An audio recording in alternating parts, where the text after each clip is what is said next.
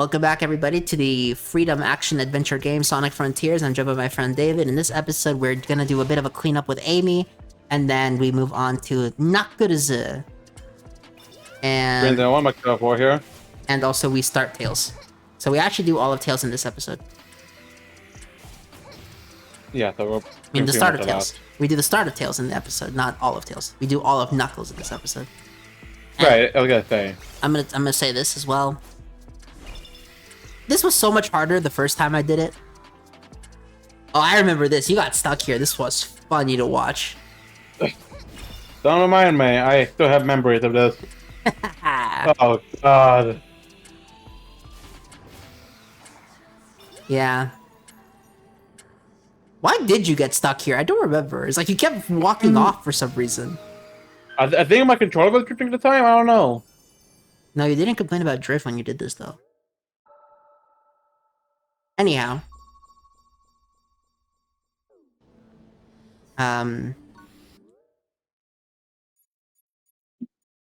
What the fuck were we talking about? No idea. We were talking about how we start. Wait. Did we finish with Amy, do all Knuckles, and start Tails this episode? Okay.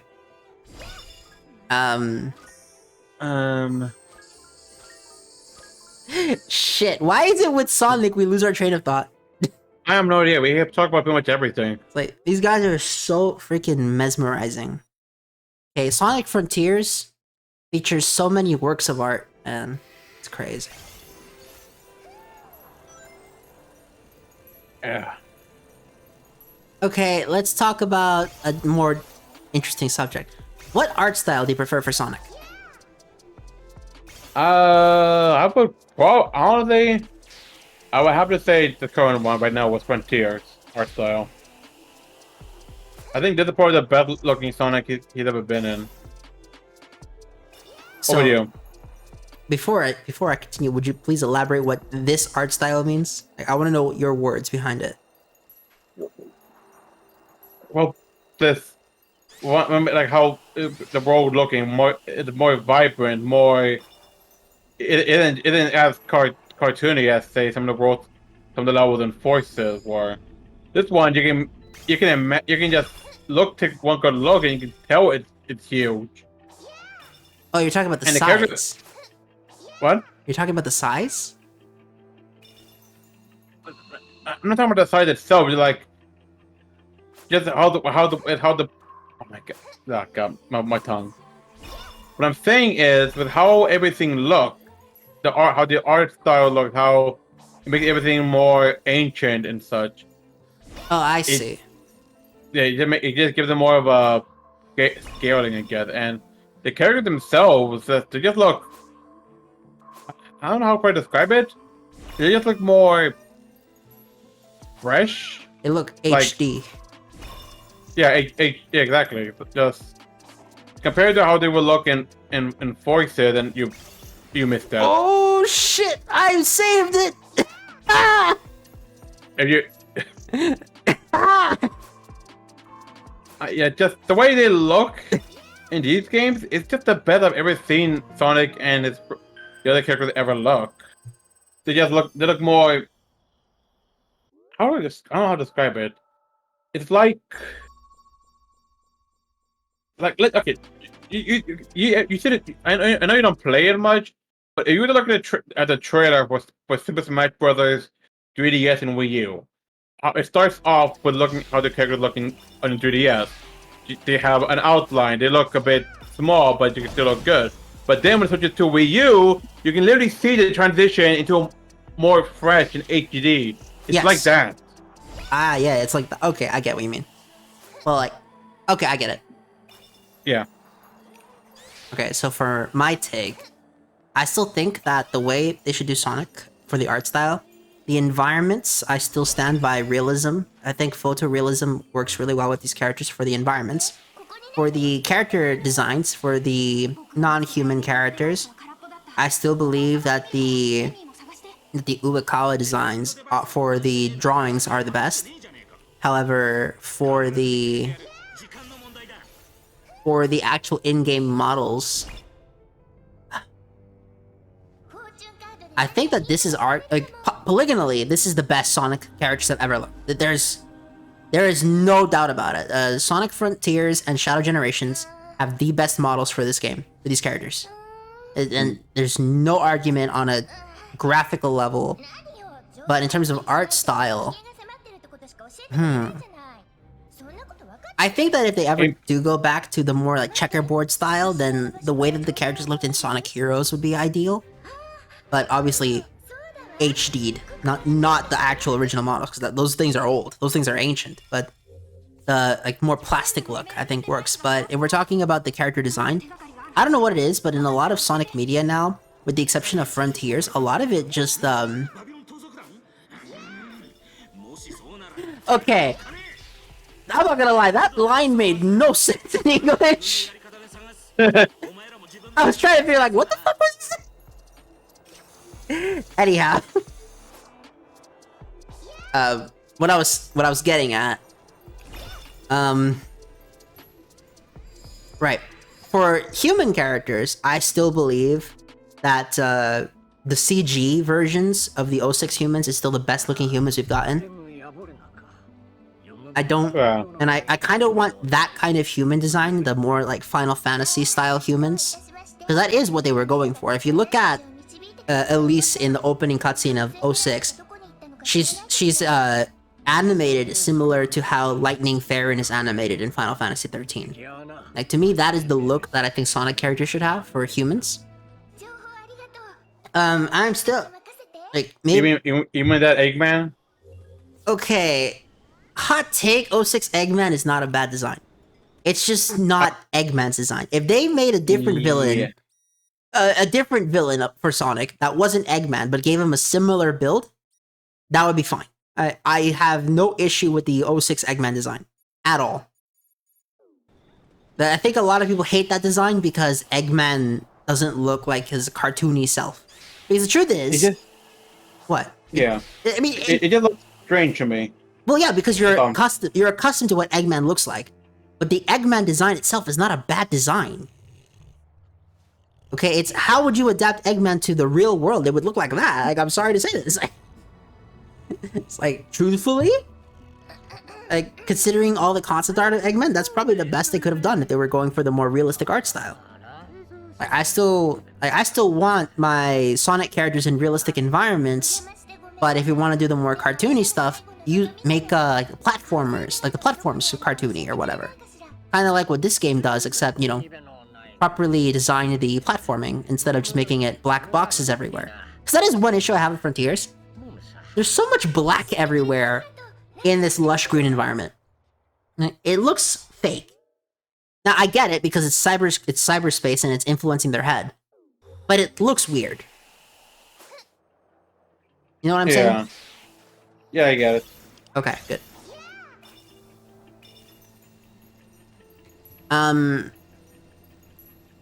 Yeah, I think that if we keep the design of the characters in this game, obviously touch it up a bit, add some more polygons so that you can make it look cooler and more graphically intensive, but not too intensive. We don't want the game to be difficult to run.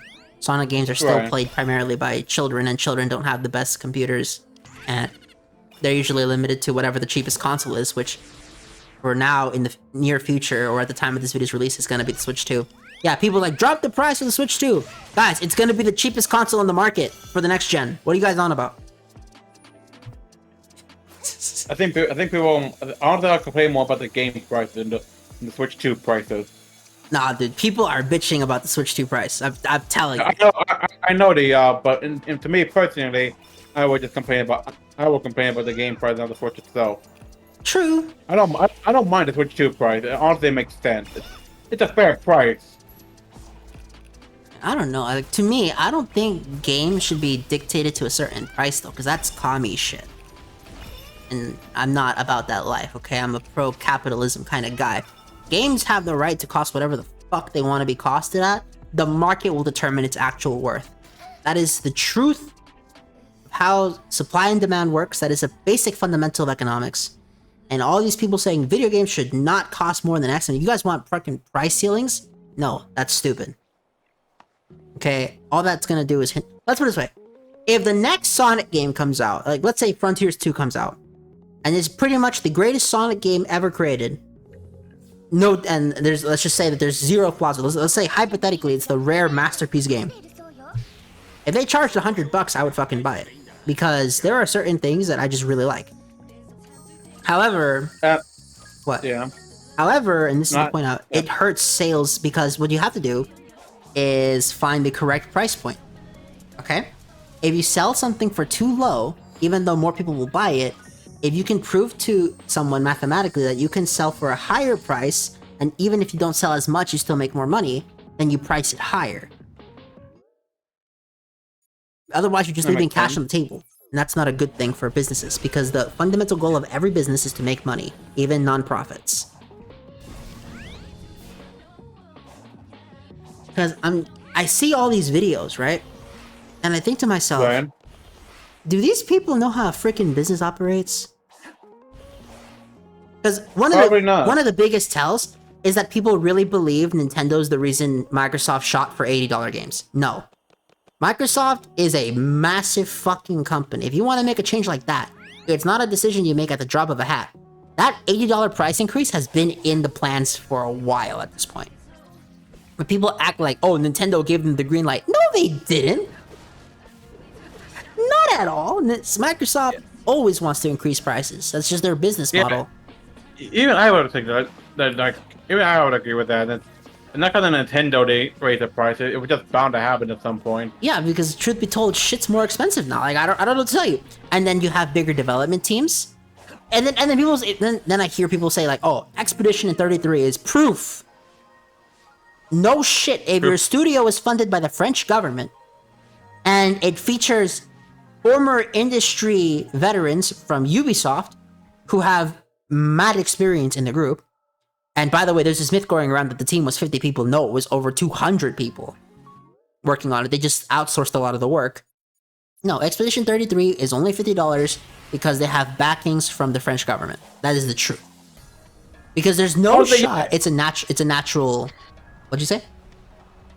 Like, if you had a game that was gonna be fully fun, I think mostly funded by the government, I would make it go all in, make it expensive too, because frickin' the government's funding it. Of course you're gonna go all in. That's why they're able to charge $50 for it. Like I don't, no shit. Yeah. Hey, if my game was funded by the American government, first of all, I would make it the most pro-American propaganda game of all time, but I would focus primarily on giving us exciting gameplay and stuff.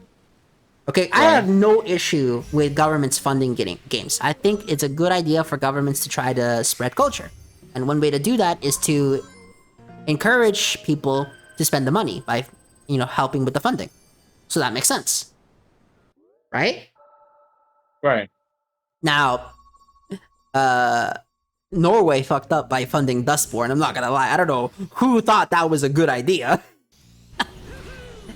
But yeah, when it's stuff like that, of course Expedition 55, 33, whatever, I forgot what fucking number it was. 33 can charge you $50. It's funded by the government. They don't need to actually make that much to sell off.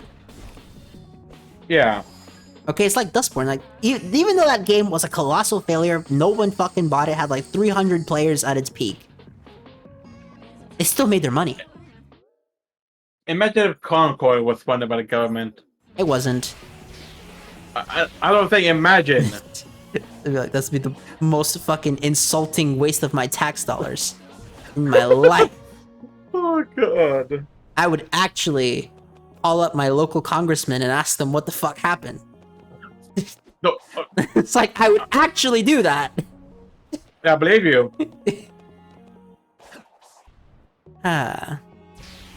Yeah. So, he was like, oh yeah, Expedition 33 is like freaking indie game. Like, okay, on a purely technical level, you can call it indie because it's a small studio. But it's not indie because they're backed by the fucking French. I always consider indie to be made by games only made by one person. No, indie is independent studio.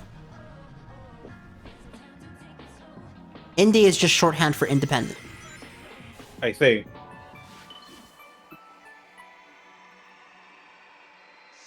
Yeah, that makes sense. Which is why, technically speaking, Minecraft was an indie game. Even though it really didn't feel like it, I'm not gonna lie. Yeah. It's not indie anymore after Microsoft bought it, just to let you know. Now it's Yeah, I figured. now it's a fully funded first-party game. It's a first-party Microsoft game. Well, technically, it's a Microsoft game in that Microsoft own it, but Right. it's kind of you could technically declare it a second-party game, but the reason it's not is because Microsoft is still the owner. Pokemon is my counterargument because Pokemon is technically a second-party Nintendo game because Nintendo just publishes this shit, but it's made by owned Game by Freak. Game Freak. Yeah, Yeah. it's owned by the Pokemon Company International, but Game Freak is the one that make the game. Creatures Incorporated actually design shit, and other things relevant to the brand, and Nintendo just publishes the shit. Has Game Freak? I know Game Freak is another game, but other than Pokemon like this, have they made anything else besides Pokemon lately? They have, but it's not good. That's the issue. Game Freak is What- the Pokemon company. What else have they made recently? They made a game kind of like an Animal Crossing clone, Oh boy. but the problem is, we have Animal Crossing, so why would we play that? Yeah, the problem with the world though. Animal Crossing exists. We don't need it. I'm In case you can't tell, I hate Animal Crossing. I'm not even gonna go into this. I heard this in high school so many times. I don't want to hear it again. Yeah, especially save the conversation because otherwise people who watch it might get mad. Yeah. It's funny because we're in real peak gamer hours. It's midnight. Yeah. Yeah, this is peak gaming hours. Absolutely. I will say that this is such a freaking beautiful game by comparison to the other Sonic games. Like, to this day, Frontiers, I would say, is the best looking Sonic game. Don't get me wrong, in terms of animation, Shadow Generations is better. But in terms of environments, I think Frontiers just looks way better.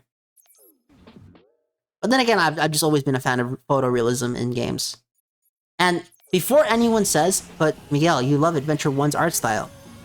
Lo and behold, fun fact, Adventure 1 and also Adventure 2 were supposed to be photorealistic. The issue is that the technology wasn't there yet.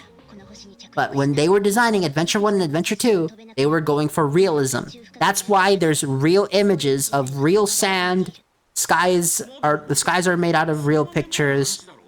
Some of the levels are based off images from, I believe, Aztec shrines.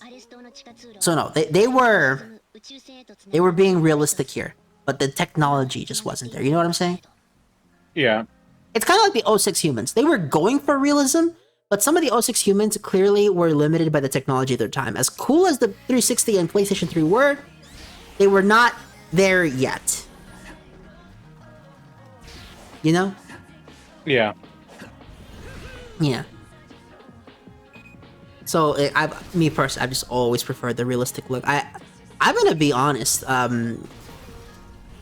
I still play the classic games because the gameplay is phenomenal, but I don't get excited for classic Sonic at all.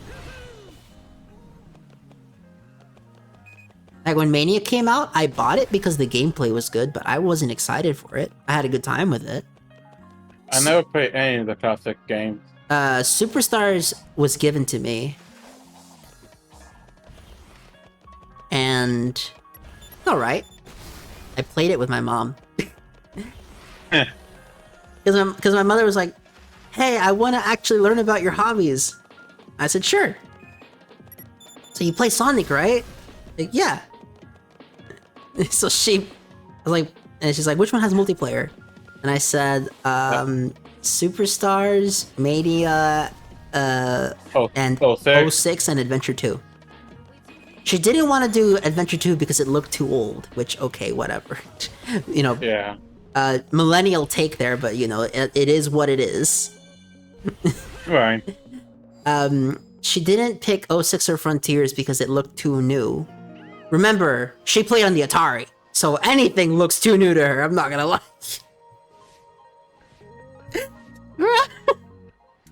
I think back to the fact that my mother played fucking Battletoads. Oh, Battletoads! I haven't heard that game in forever. That game was hard as fuck too. Yeah. It was like one of the few like more recent games, quote unquote more recent games that she played.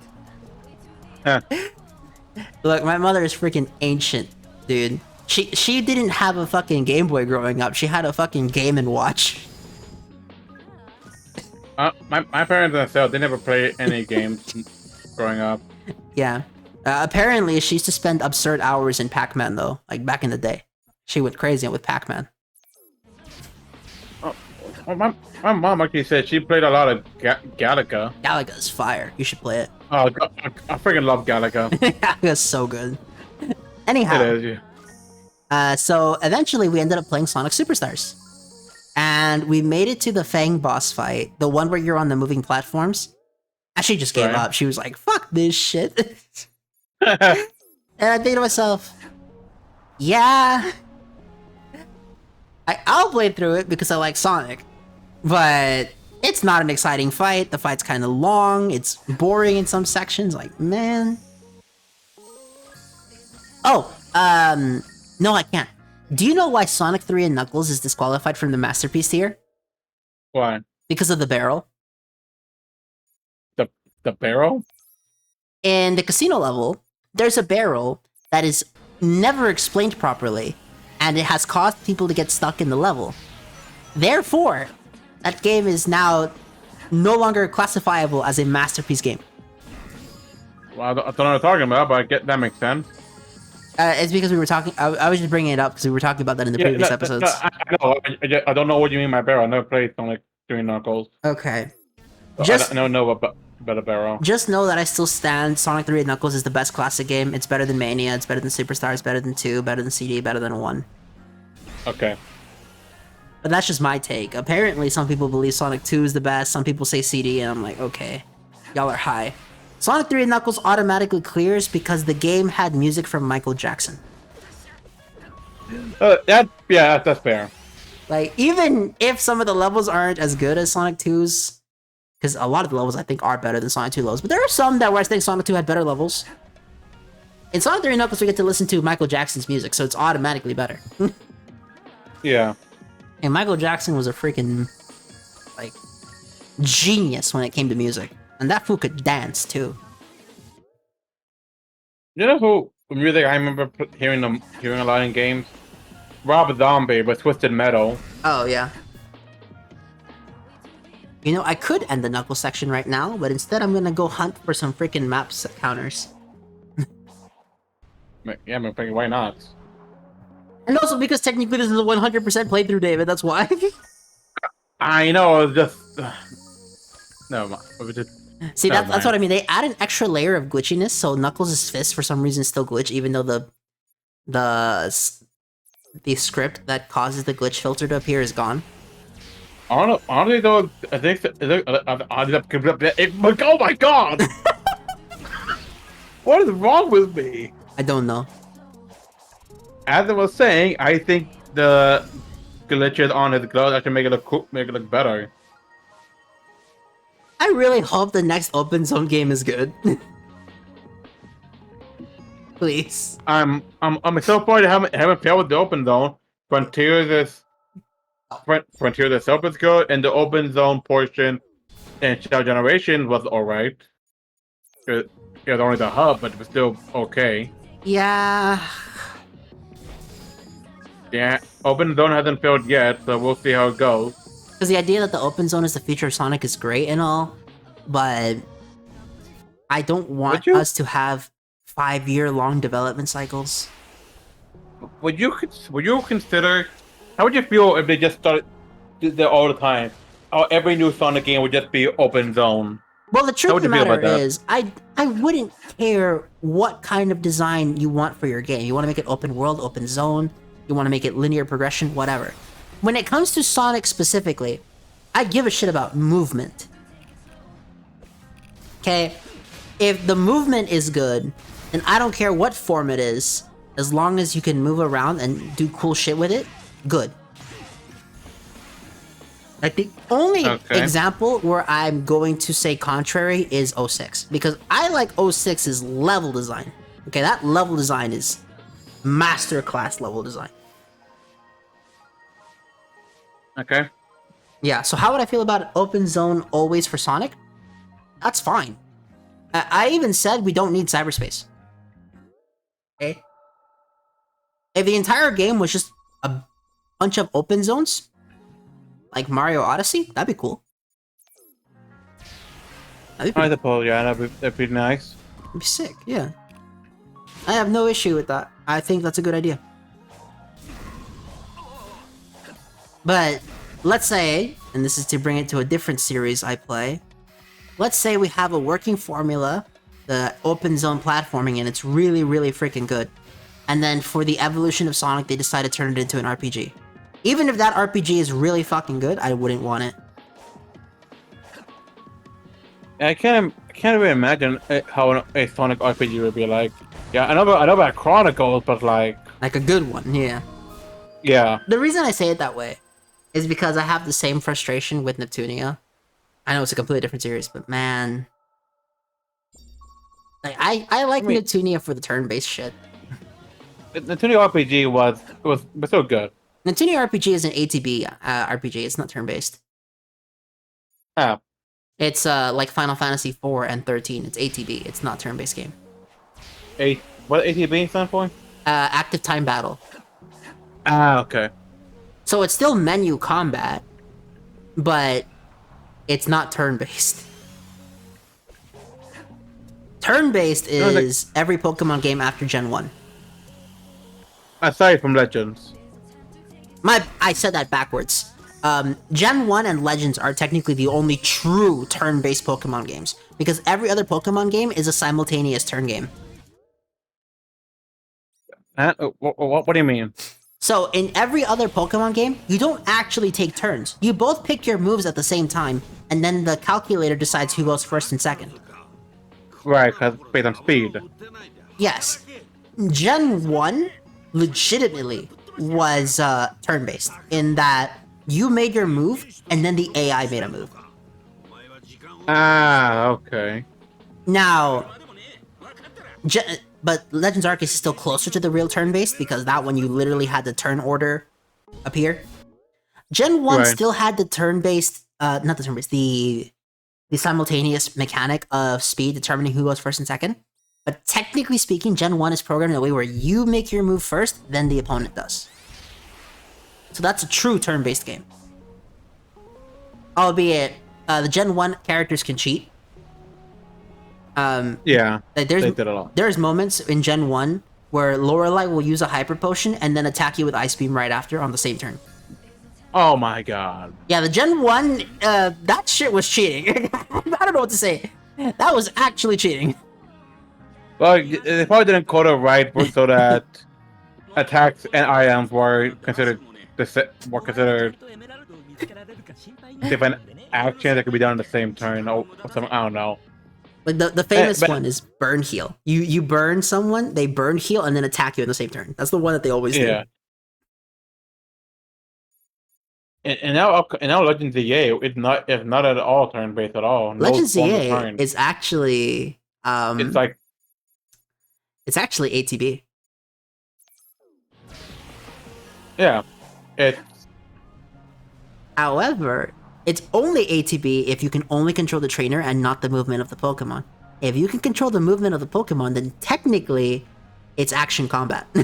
Technically. well, technically it's the case. Like we see in the trailer, you when you move the trainer, you also move the Pokemon, Then it's technically an action game.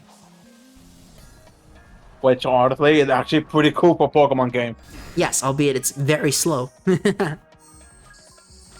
I think they can make it work. So Like- basically they're doing Final Fantasy 13-3. Yeah. I should show you footage of that game because that game is so good. Here's something. Okay, on subject, I'm wondering. How would you how would you feel if Sega tried to do another Sonic the Fighters? We have a lot more characters. Just don't make it cartoony. That's my one thing. Yeah, give us like more down to earth fighting styles for these characters. What do you mean by that? Like Sonic the Fighters had the freaking like the fist would get bigger during a mega attack, and or the characters would like become flat if you slammed them, and then they would become 3D again afterwards. Like, don't do that. Okay. All on the subject, how would you prefer the fight if they did another fighting game? Like, how would you want the same one as Sonic the Fire, like in a Tekken way? Would you want to just be a 2D fighter, or want to be a 3D arena fighter? Honestly, I would just do a 2D fighter. But here's the caveat: make the stages really long. That way you can run back and forth because the series is about speed. Yeah, that's true. Yeah. So not long, but more wide. Make the stages really wide. That'd be cool. That'd be really cool.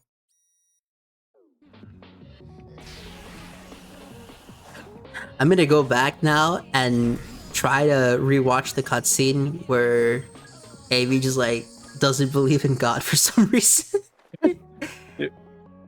I still can't get over that line. I just can't get over it. Yeah, actually, at the end of this episode, when we finish recording, I'll just put that scene on YouTube. Then I guess we're going, right? Yeah. Okay, no problem. On the subject of fighting games, I still firmly believe a Neptunia fighting game would do pretty well. I think it would be fun for the Neptunia fans, but I can't see that game selling. I'm sorry, dude. That game would not sell. Dude, but I appreciate people say that we had an Umineko. If before the fighting game, people say about Umineko, and look how that fighting game went. It's a fucking Discord fighter that you pretty much can only really play if you know people who play it. The fact that it even had a fighting game to begin with, freaking Umineko ball game. To be fair, though, I don't think the Umineko fighting game actually sold that well. And in reality, it's just for the fans, like only for the fans. And also, 2D fighters are very cheap to make, like absurdly cheap. Unless you go all the way, like Dragon Ball Fighters. Yeah, but that's I would classify that as 2.5 because technically the models are 3D. True, yeah. Like a true 2D fighter, sprite-based 2D fighter, is dirt cheap to make.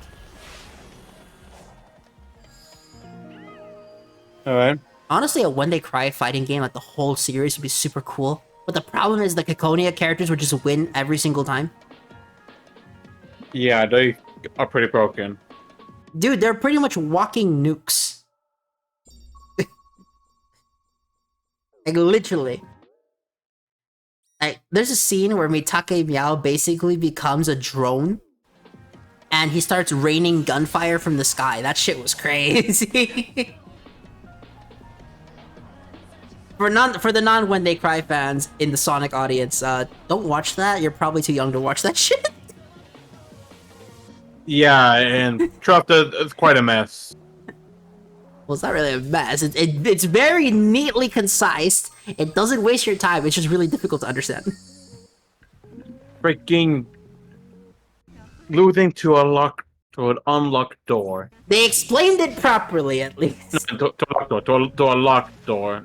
The Wait, witch no. lost by unlocking a door. Yes, that's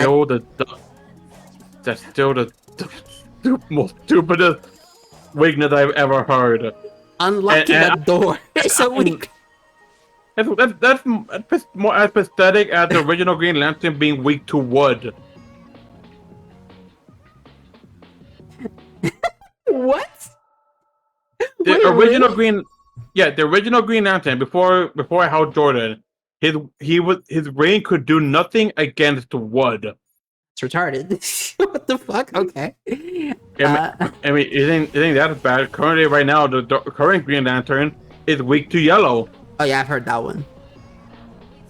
Because because yellow is the color of fear. No, it's And when not. he's, like, apparently, in the DC universe, it is. But yellow is the color of fear, and fear is the weakness of Creativity. willpower. Fair enough. Okay, I can understand that at least. At least that makes more sense. Yeah, I don't quite understand where the wood weakness came from. Yeah. Um. Yeah. Let's go with that, guys. Let's go with that. Really? That's so stupid. That's actually stupid. What other stupid weaknesses are there? Oh, Wonder Woman loses all of her powers if you tie her up. Oh yeah, that she loses the bondage. Yep, her weakness is bondage. How did that make any sense? Wonder Woman! That's how. Because she's hot, David. I don't know. So because she's hot, she's weak to. Yes. Okay. Let's see. Kryptonite makes sense with Superman. It had to make sense of why you're weak to that. Hmm.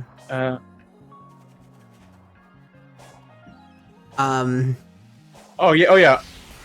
Silver Age Aquaman. He had to be. Oh, if he was away from water for too long, he started to dry up or whatever. Okay, at least that makes sense, though. I get it. The Aquaman fish makes sense. Who else has some stupid weaknesses? I'm still looking this up. Oh, from Death Note, if you don't know the person's face, you can't kill them, even if you have their real name and have a drawing of them. You need the actual face. That's true. What's another like stupid weakness of these characters from these different fictions? Oh, Sonic and water, even though hedgehogs can swim. Oh yeah, I'm pretty sure I remember hearing a Twitter takeover. He actually has floaties. Yes, he does. And I believe you can actually see those floaties in the Sonic Adventure artworks. Maybe. Oh, Zatanna being gagged. Well, that's just the weakness of every woman, because if they can't talk to you, they can't bitch at you. And for Zatanna, for example, she just can't use her spells at all. Okay, but if they're incantation, that's not stupid then. That's logical. That makes sense actually. Now, if her magic was without the requirement of words, then that would be stupid. Yeah, I think so. Alright. And I'm gonna...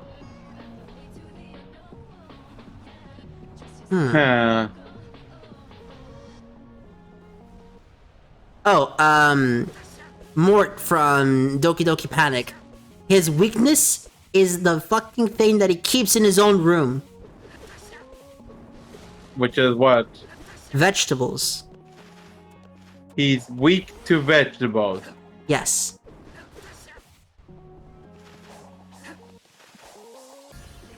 Huh. What's another one?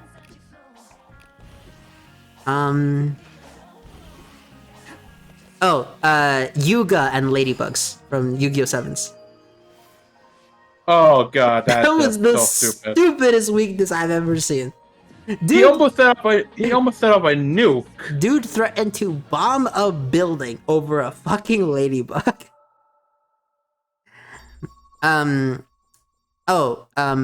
Shinigamis from Death Note. Saving someone's life kills them. What? How would that make sense? Because gods of death are supposed to take life, but if they give life to someone, then they die.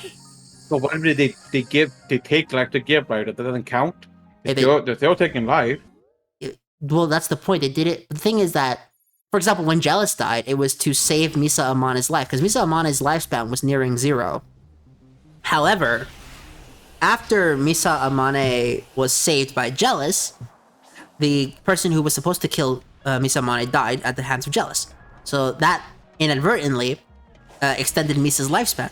Therefore, Jealous dies, and then all of Jealous's lifespan is given to Misa. Then Misa pays for the Shinigami Eyes, halves her lifespan, which, fun fact, she has a longer lifespan than both Light and L after the first eye deal. Crazy, I know, right? Right. Then, when she does the ideal with Ryuk again, her lifespan falls very low. But then, when Rem dies for her, her lifespan is now longer than L, Light, and Nears.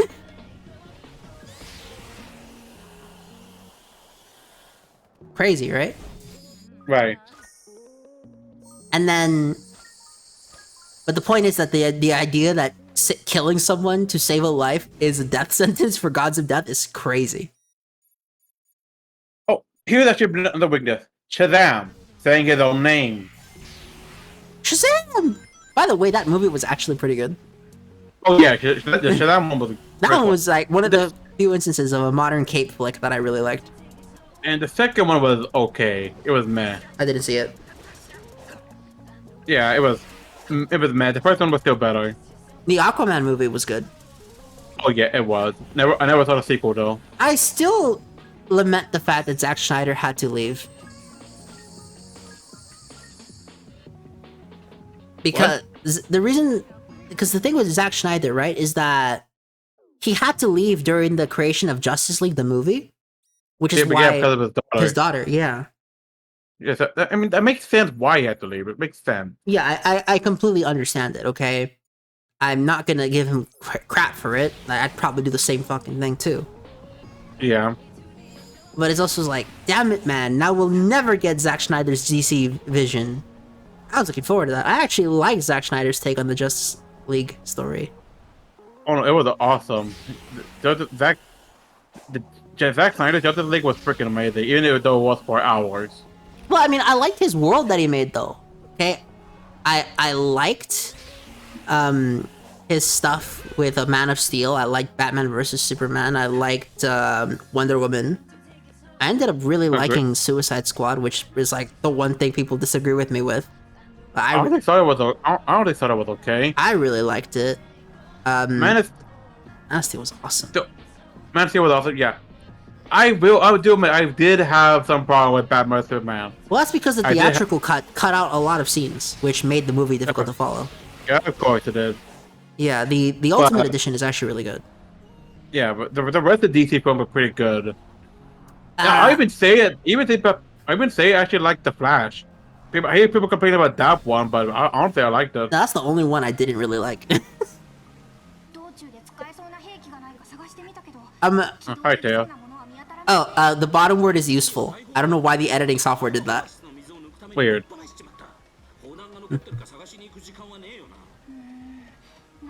Oh, here's another lame weakness. Do you know who Power Girl is? Yes. She's weak to anything that's natural unprocessed. So like, if she get hit by a rock, she's knocked out. What kind of? Oh my god. No, wasn't it that in one of the Sonic series, if you tie up Tails' tails, for some reason he can't unknot them? That. Okay. When realistically he should, considering how much control he has over those things. Yeah, we saw in Lost World. It was pretty dexterous. Dexterous?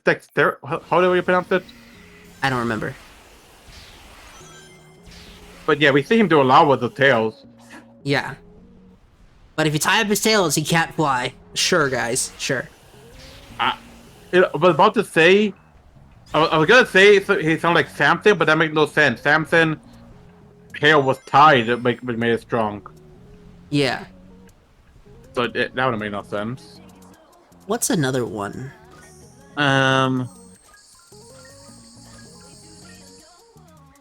That's a good question. I think I'm not quite sure what else, but I'm pretty sure it's a Power Girl's weakness or anything natural. It just I don't know what could top that. That's a good point. I don't. How would you? What do you think? What do you think about what about Martian Manhunter weakness to fire? No, that makes sense. That one makes sense to me. Yeah. We're talking about a lot of DC. A lot of Marvel characters don't have many weaknesses. Because DC characters are designed to be gods among men, whereas Marvel characters are a lot more relatable. And as such, in order to have tension in the story, you have to create extra weaknesses so that the story still has tension. Because DC's characters were designed to be inspirational. Marvel characters were designed to be relatable, is the way it was explained to me. Right.